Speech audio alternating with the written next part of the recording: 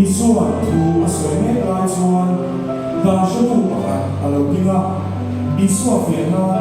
zirte tu chatuana nanda me na turin engting nge ka tiam a ti a i suan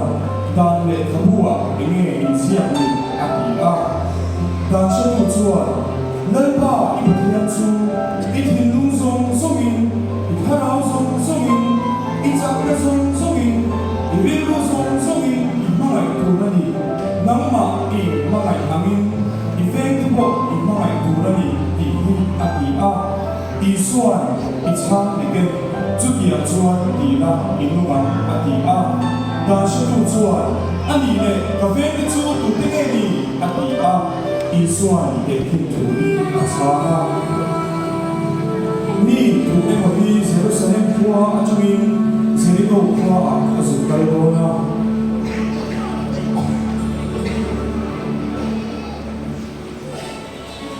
dal ko ma chuan suwa mang te a to mu mea chu mi chuan an sei sa a si ve an ti sa ka a me zong zong an la sa ka tu ye ne bin an kal san ka a chu kira hiam na tak tua a ne ring mai chuan pui hiam tu e mo hi chu ko ma chuan a sa ka a mo ve le ko si le na ma chuan a he le pek maya chu hiam ko kin le hiam chi mi pa ka ko in chu ko chu a ron so ve la hiam ko chu a mo ve le ko si le na ma chuan a he le ka maya na ti ma chuan samari ni ko sin a o na chu a ron thinga hiam ko chu a mo ve le a ko mai ema a me na ka la a pe ma chuan shia le wai a le ya puanin a thuama huan bu ka ta kai thuya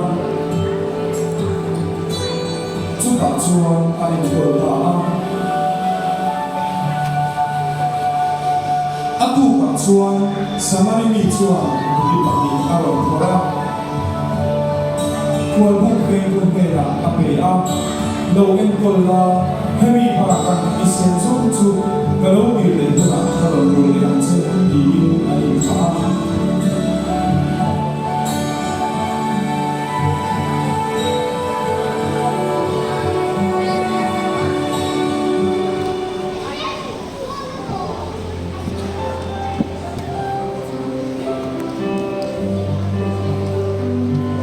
i suan ka she tu me na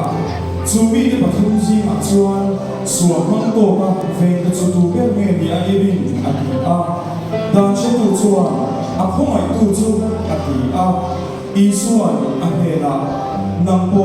chu ang bok chuan ka ti ve ro a ti a ke hi po in kan ni ti na chan pui ngai ta chan pui a niam tua ta tua kam tu le i suan mi hangai ama mi dang te hangai le fe tu bin min sil pi la ni